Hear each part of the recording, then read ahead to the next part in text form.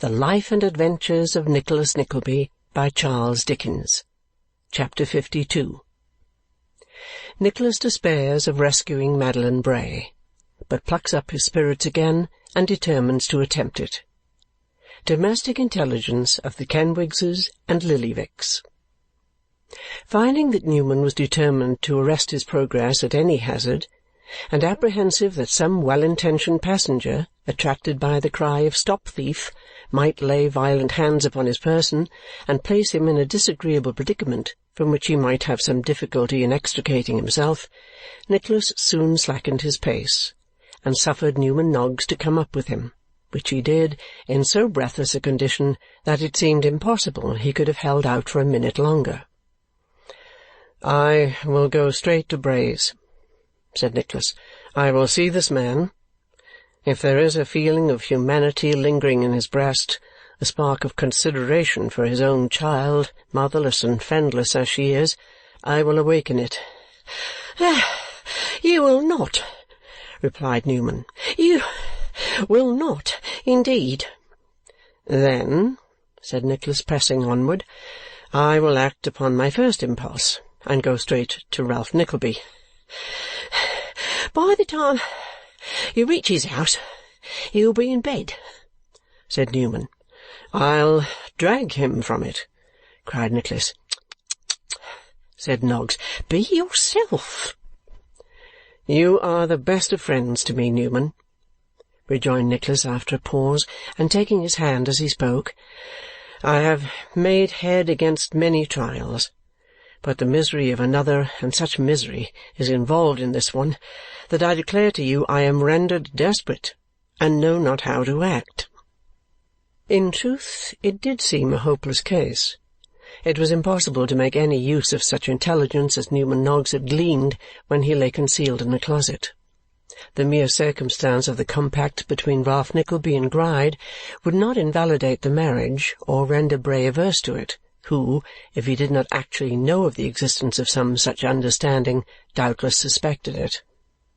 What had been hinted with reference to some fraud on Madeline had been put with sufficient obscurity by Arthur Gride, but coming from Newman Noggs, and obscured still further by the smoke of his pocket-pistol, it became wholly unintelligible and involved in utter darkness. "There seems no ray of hope," said Nicholas. "The greater necessity for coolness, for reason, for consideration, for thought," said Newman, pausing at every alternate word to look anxiously in his friend's face. "Where are the brothers?"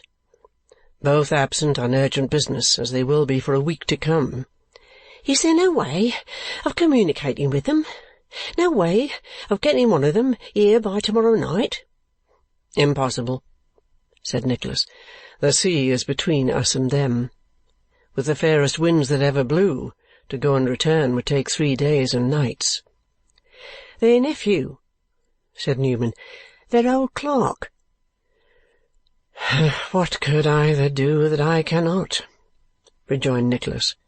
"With reference to them especially, I am enjoined to the strictest silence on this subject. What right have I to betray the confidence reposed in me, when nothing but a miracle could prevent this sacrifice?"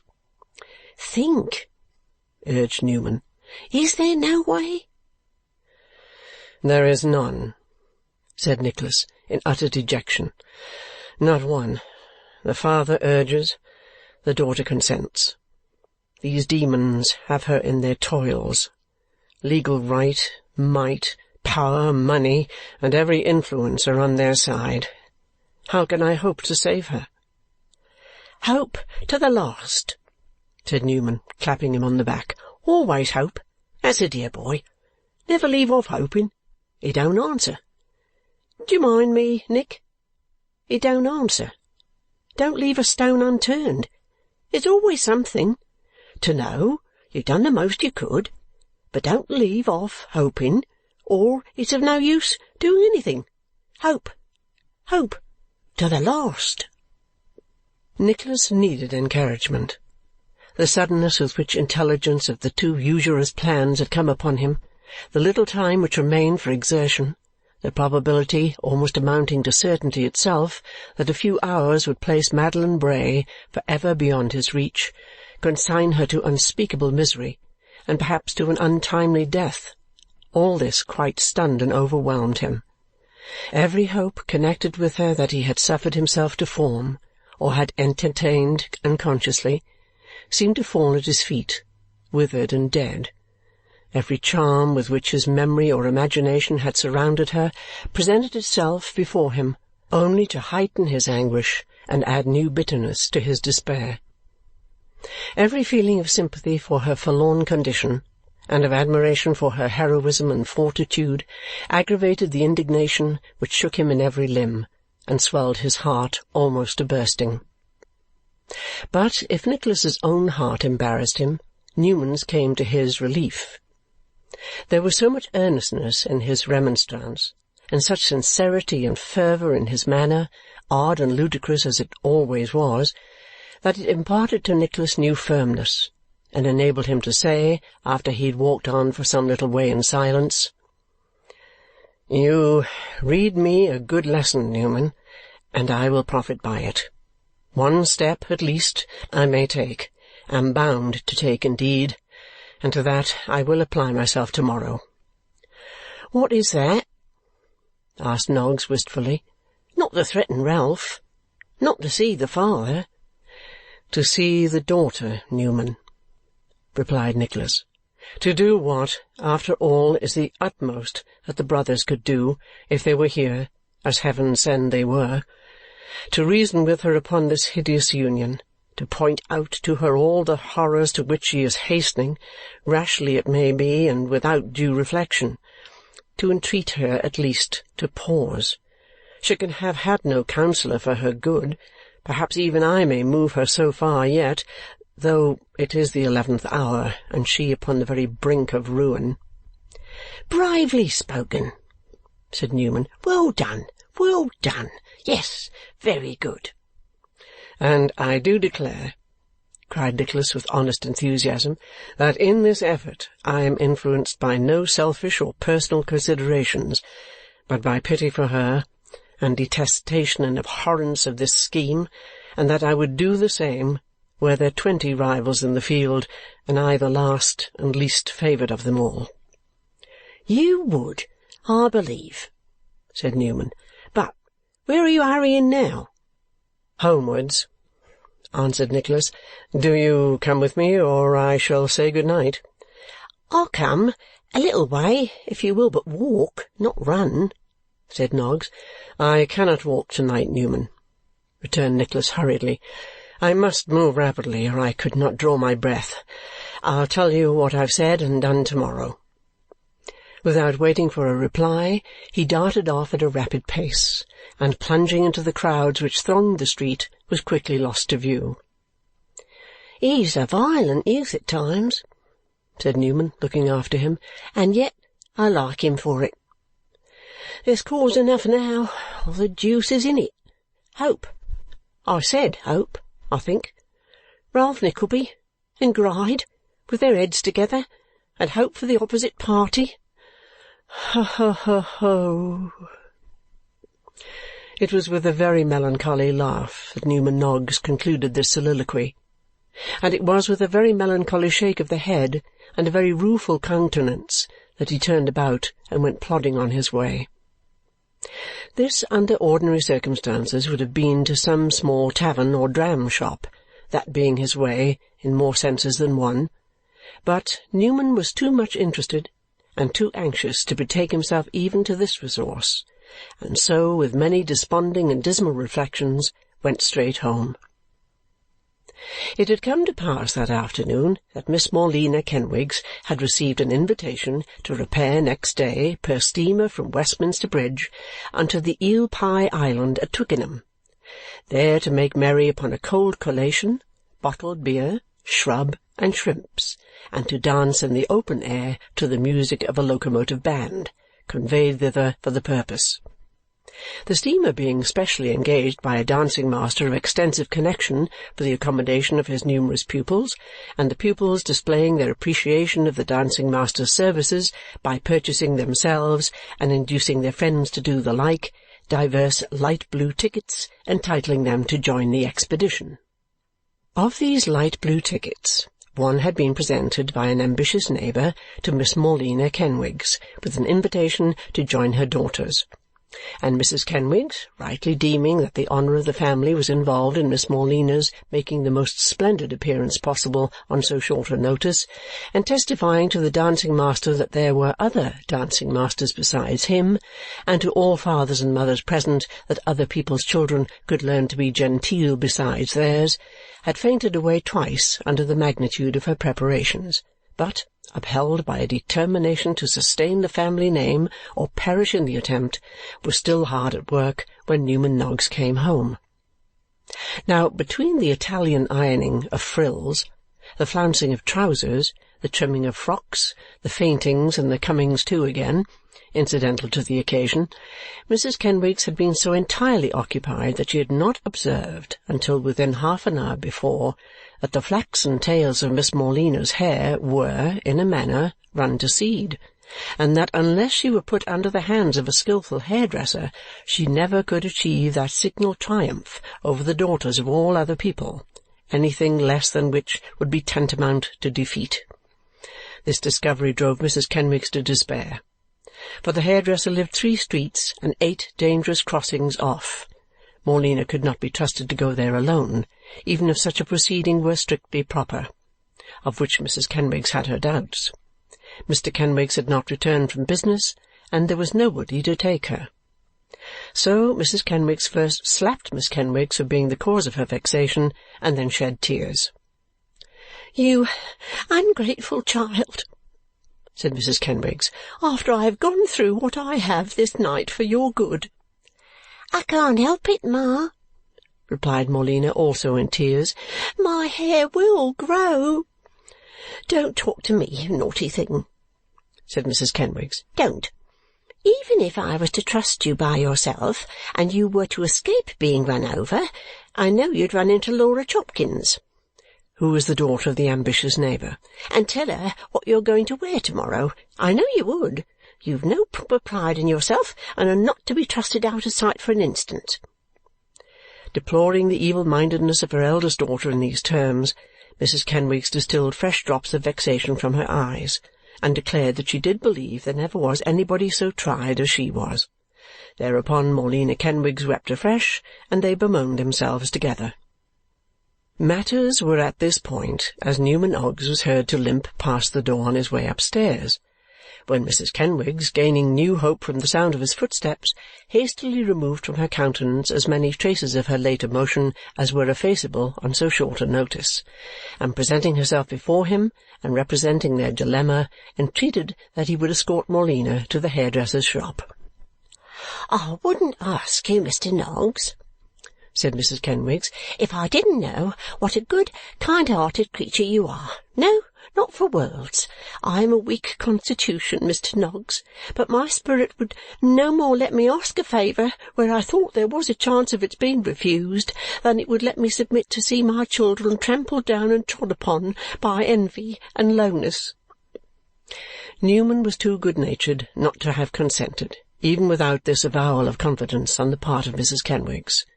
Accordingly, a very few minutes had elapsed when he and Miss Morleena were on their way to the hairdresser's. It was not exactly a hairdresser's.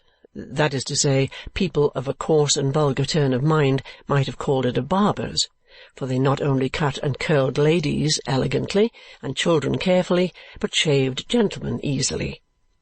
Still, it was a highly genteel establishment, quite first-rate in fact, and there were displayed in the window, besides other elegancies, waxen busts of a light lady and a dark gentleman, which were the admiration of the whole neighbourhood.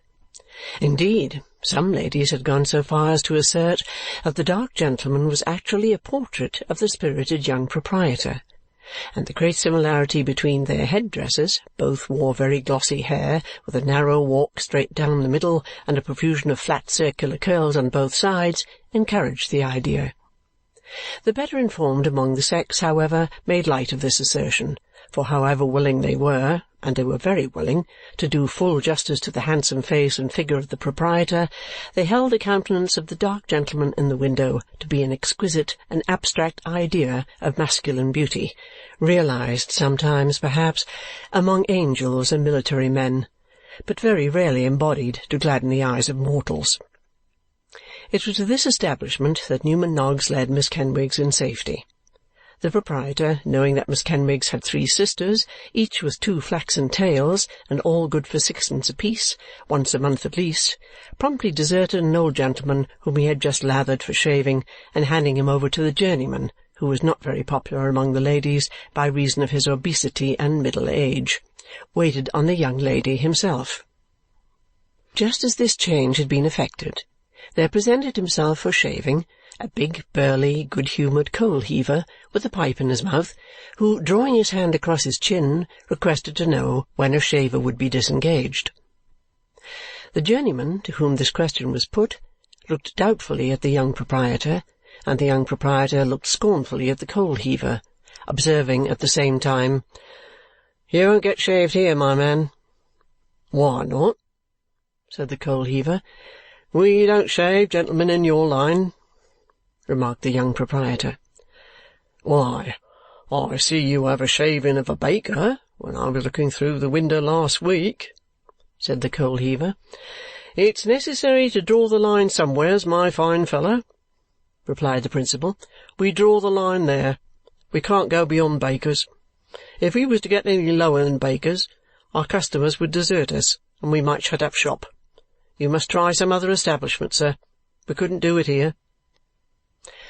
The applicant stared, grinned at Newman Noggs, who appeared highly entertained, looked slightly round the shop as if in depreciation of the pomatum pots and other articles of stock, took his pipe out of his mouth and gave a very loud whistle, and then put it in again and walked out.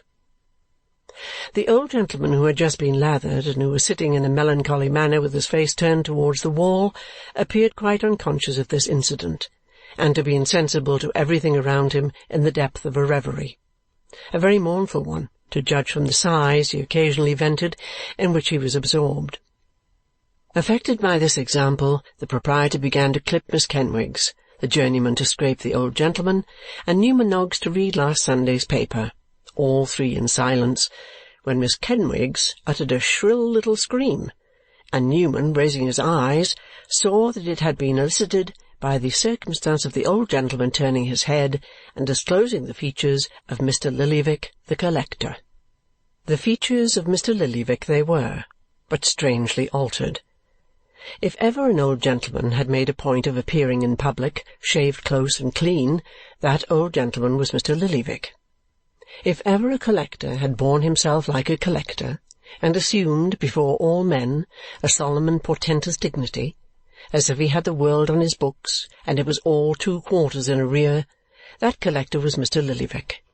And now there he sat, with the remains of a beard at least a week old encumbering his chin, a soiled and crumpled shirt-frill crouching, as it were, upon his breast instead of standing boldly out, a demeanour so abashed and drooping, so despondent and expressive of such humiliation and grief and shame, that if the souls of 40 unsubstantial housekeepers, all of whom had had their water cut off for non-payment of the rate, could have been concentrated in one body, that one body could hardly have expressed such mortification and defeat as were now expressed in the person of Mr. Lillyvick the collector.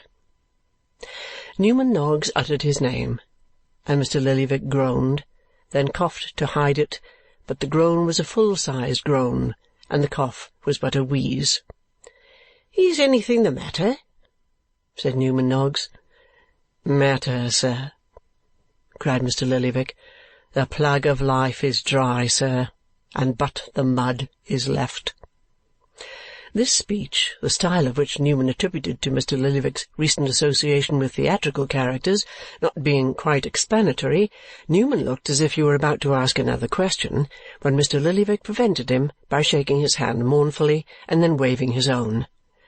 "Let me be shaved," said Mr. Lillyvick. "It shall be done before Morleena." It is Morleena, isn't it?" "Yes," said Newman. "Kenwigses have got a boy, haven't they?" inquired the collector. Again Newman said, "Yes." "Is it a nice boy?" demanded the collector. "It ain't a very nasty one," returned Newman, rather embarrassed by the question.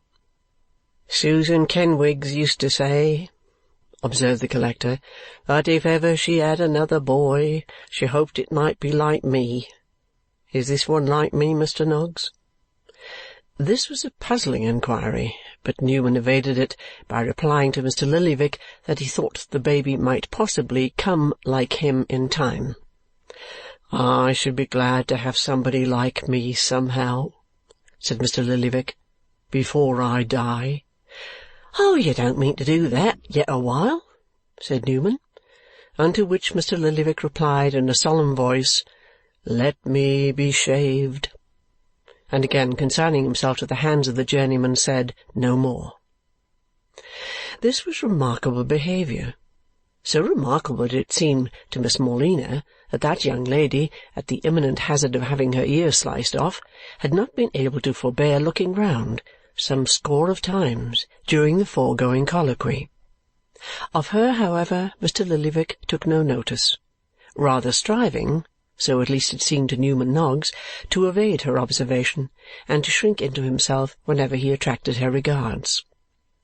Newman wondered very much what could have occasioned this altered behaviour on the part of the collector, but, philosophically reflecting that he would most likely know sooner or later and that he could perfectly afford to wait, he was very little disturbed by the singularity of the old gentleman's deportment.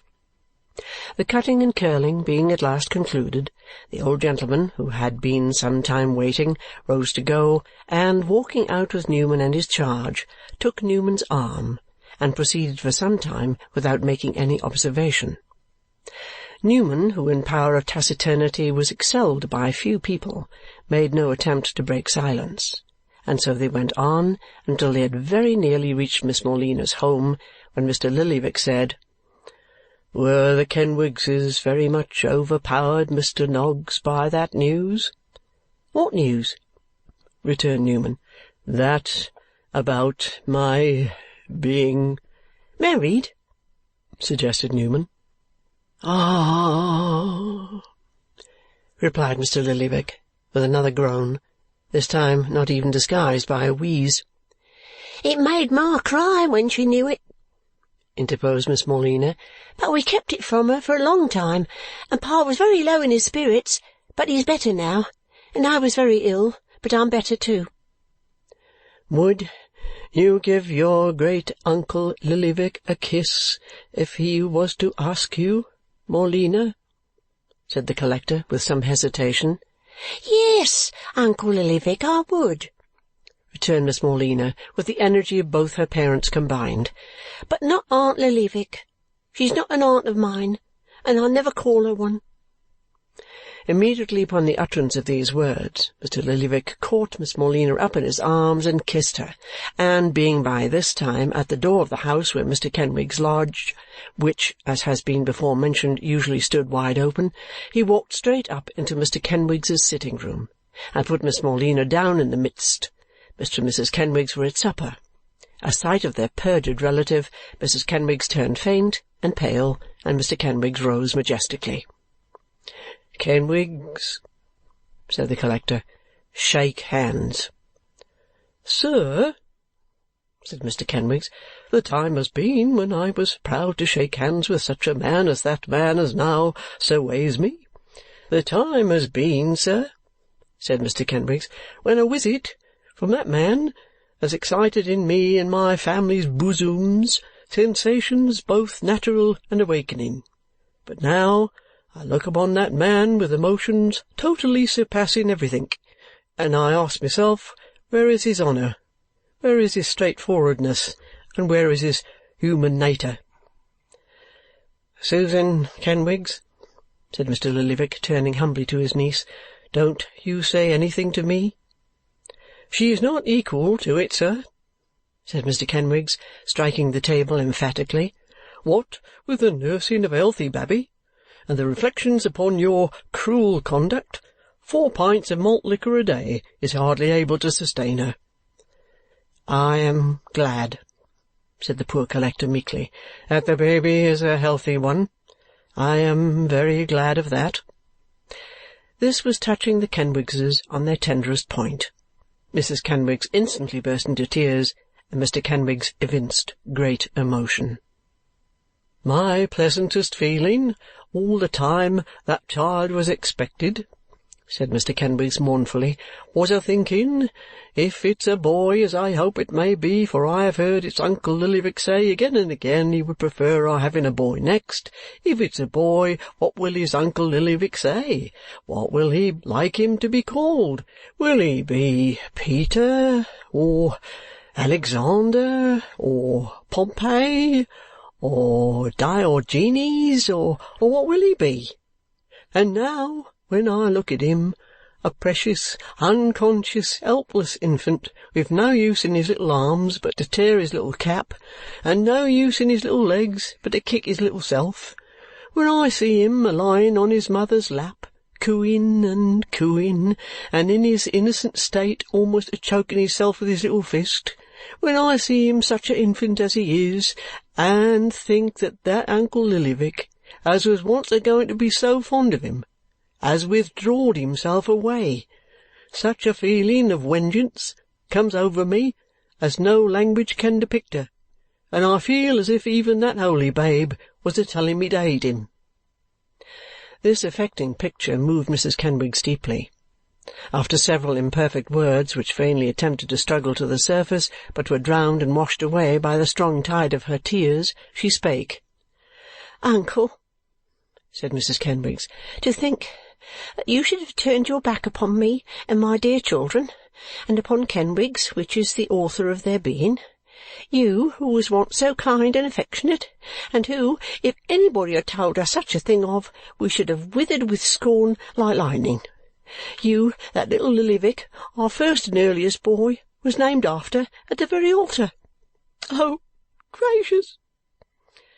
"Was it money that we cared for?" said Mr. Kenwigs. "Was it property that we ever thought of?" "No," cried Mrs. Kenwigs. "I scorn it." "So do I," said Mr. Kenwigs, "and always did." "My feelings have been lacerated," said Mrs. Kenwigs. "My heart has been torn asunder with anguish. I've been thrown back in my confinement. My unoffending infant has been rendered uncomfortable and fractious. Morlena has pined herself away to nothing. All this I forget and forgive, and with you, uncle, I never can quarrel, but never ask me to receive her. Never do it, uncle, for I will not. I will not. I won't. I won't. I won't." "Susan, my dear," said Mr. Kenwigs, "consider your child." "Yes!" shrieked Mrs. Kenwigs. "I will consider my child. I will consider my child. My own child that no uncles can deprive me of. My own hated, despised, deserted, cut-off little child." And here the emotions of Mrs. Kenwigs became so violent that Mr. Kenwigs was fain to administer hartshorn internally and vinegar externally, and to destroy a staylace, 4 petticoat strings, and several small buttons. Newman had been a silent spectator of this scene, for Mr. Lillyvick had signed to him not to withdraw, and Mr. Kenwigs had further solicited his presence by a nod of invitation. When Mrs. Kenwigs had been, in some degree, restored, and Newman, as a person possessed of some influence with her, had remonstrated and begged her to compose herself, Mr. Lillyvick said, in a faltering voice, "I never shall ask anybody here to receive my... I needn't mention the word. You know what I mean. Kenwigs and Susan. Yesterday was a week she eloped with a half-pay captain." Mr. and Mrs. Kenwigs started together. "Eloped with a half-pay captain," repeated Mr. Lillyvick. "Basely and falsely eloped with a half-pay captain. With a bottle-nosed captain that any man might have considered himself safe from. "It was in this room," said Mr. Lillyvick, looking sternly round, "that I first see Henrietta Petowker. It is in this room that I turn her off for ever." This declaration completely changed the whole posture of affairs. Mrs. Kenwigs threw herself upon the old gentleman's neck, bitterly reproaching herself for her late harshness, and exclaiming, if she had suffered, what must his sufferings have been? Mr. Kenwigs grasped his hand and vowed eternal friendship and remorse. Mrs. Kenwigs was horror-stricken to think that she should ever have nourished in her bosom such a snake, adder, viper, serpent, and base crocodile as Henrietta Petowker. Mr. Kenwigs argued that she must have been bad indeed not to have improved by so long a contemplation of Mrs. Kenwigs's virtue. Mrs. Kenwigs remembered that Mr. Kenwigs had often said that he was not quite satisfied of the propriety of Miss Petowker's conduct, and wondered how it was that she could have been blinded by such a wretch. Mr. Kenwigs remembered that he had had his suspicions, but did not wonder why Mrs. Kenwigs had not had hers, as she was all chastity, purity, and truth, and Henrietta all baseness, falsehood, and deceit. And Mr. and Mrs. Kenwigs both said, with strong feelings and tears of sympathy, that everything happened for the best, and conjured the good collector not to give way to unavailing grief, but to seek consolation in the society of those affectionate relations whose arms and hearts were ever open to him. "Out of affection and regard for you, Susan and Kenwigs," said Mr. Lillyvick, "and not out of revenge and spite against her, for she is below it, I shall to-morrow morning settle upon your children and make payable to the survivors of them when they come of age or marry that money that I once meant to leave them in my will. The deed shall be executed to-morrow, and Mr. Noggs shall be one of the witnesses. He hears me promise this, and he shall see it done."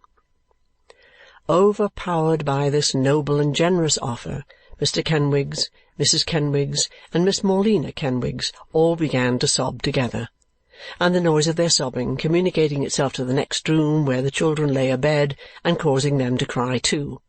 Mr. Kenwigs rushed wildly in, and bringing them out in his arms by two and two, tumbled them down in their nightcaps and gowns at the feet of Mr. Lillyvick, and called upon them to thank and bless him. "And now," said Mr. Lillyvick, when a heart-rending scene had ensued and the children were cleared away again, "give me some supper.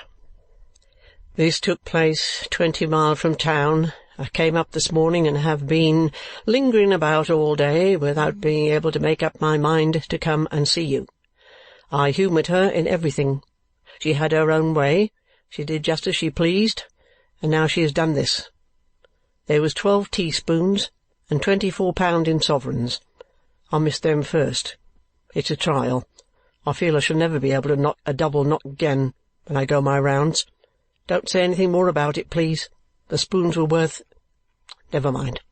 Never mind." With such muttered outpourings as these, the old gentleman shed a few tears, but they got him into the elbow-chair and prevailed upon him, without much pressing, to make a hearty supper, and by the time he had finished his first pipe and disposed of 6 glasses out of a crown bowl of punch, ordered by Mr. Kenwigs in celebration of his return to the bosom of his family, he seemed, though still very humble, quite resigned to his fate, and rather relieved than otherwise by the flight of his wife. "When I see that man," said Mr. Kenwigs, with one hand round Mrs. Kenwigs's waist, his other hand supporting his pipe, which made him wink and cough very much, for he was no smoker, and his eyes on Morleena, who sat upon her uncle's knee, "when I see that man as mingling once again in the sphere which he adorns, and see his affections developing themselves in legitimate situations, I feel that his nature is as elevated and expanded, as his standing before society as a public character is unimpeached, and the voices of my infant children, provided for in life, seem to whisper to me softly, 'This is an event at which Evans itself looks down.'" End of chapter 52.